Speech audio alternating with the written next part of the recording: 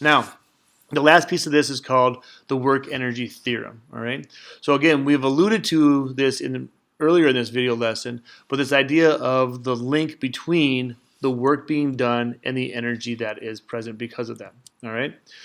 What it comes down to is this: if you provide a net force on an object, okay, that object's height and or velocity will change. Okay. So if you're putting a net force on something, you're going to create a change in velocity. All right, because net forces. Remember, mass times acceleration is net force.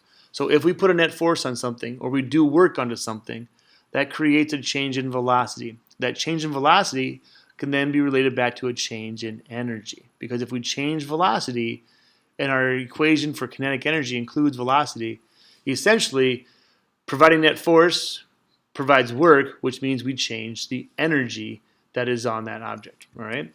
So what we can say then is that the work we input into something then will always equal a change in some sort of energy there. Okay, could be because you lift it up or because you're changing its velocity. Either way it works. Now, breaking it down into different components, work could be a change in kinetic energy here, or it could be a change in potential energy. So by height, it would be potential energy. By velocity, it would be kinetic energy. All right. So two different ways of looking at this together. Actually, in a future unit, we'll combine them together too. All right. Let's keep breaking this thing down. All right. So we know that work is our change in kinetic energy, or work can be a change in potential energy, which means that your work is your potential energy final minus your potential energy initial. So if you know your final potential energy and you know your initial potential energy, you can find the work. Or if you know your work, you can figure out which energy you have if you're missing one. Okay. Same thing for kinetic energy. So nothing is different in these stepping downs. The big difference is we don't really typically solve for kinetic energy final because we're more interested in masses and velocities. So if we take a look at this, if we take all these components and break them down into their more fundamental pieces, we say that the force times the distance is 1/2 the mass times the velocity final minus 1/2 the mass times the velocity initial. Okay, so essentially, if we provide a force over a certain distance, we're going to have some sort of change in velocity here. So we have initial velocity and we have a final velocity. You could further rearrange this equation, and you could actually pull that 1/2 out. You could pull the mass out and put them out front. So you could rewrite this as 1/2 mass velocity final squared minus velocity initial squared. So you could actually pull this out and rearrange it a little bit, and we'll actually do that in our practice problem to show you that.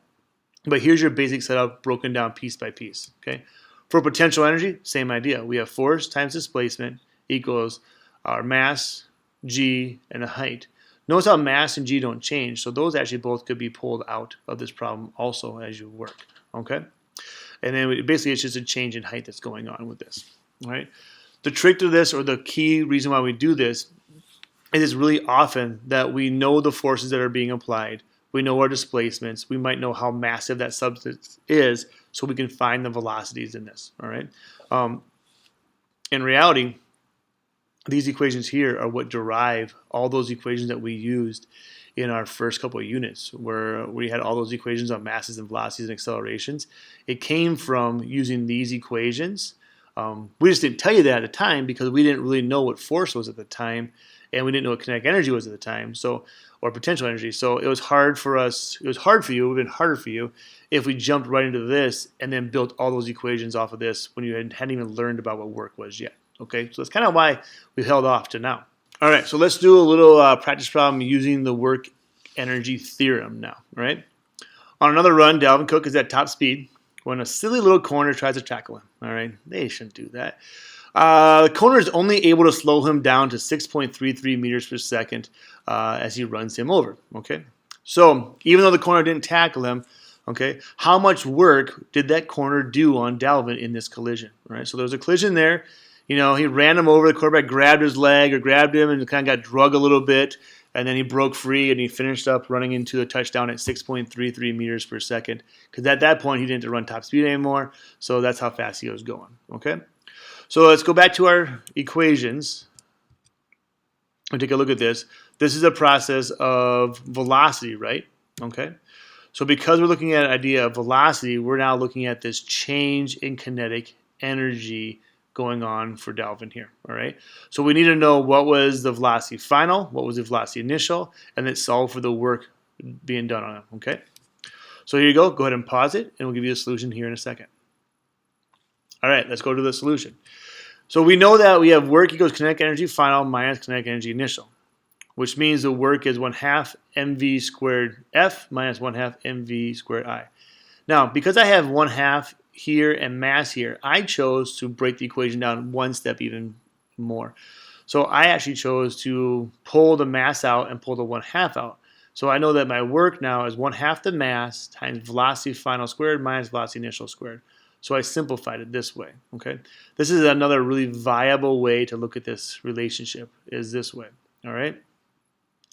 That being the case, I now then can plug that in, and my work is 1/2. The mass is 94.8 kilograms.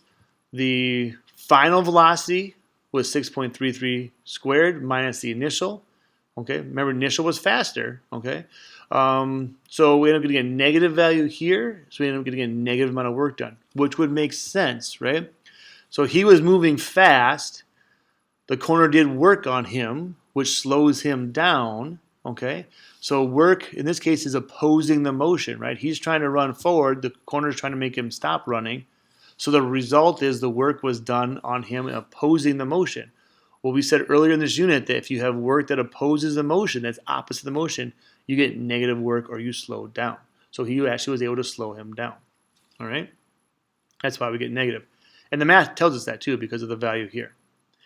Now, if the corner finally, let's go, after being dragged for 3.5 meters, how much force was he using to slow him down? Right? So we now know the work acting on him. So we can actually go back into our equation where work is equal to force times distance, rearrange this, and we know that the work here was a negative 2,360 joules divided by that distance, and we end up getting a force of a negative 670 newtons, okay? Which again would make sense. We should have a negative force acting on this because we have a positive distance, or displacement, sorry, a positive displacement, and we applied a negative amount of work done on it. That only can happen if we are applying a negative force. So the negative force is opposing the motion again because it's slowing him down. Okay?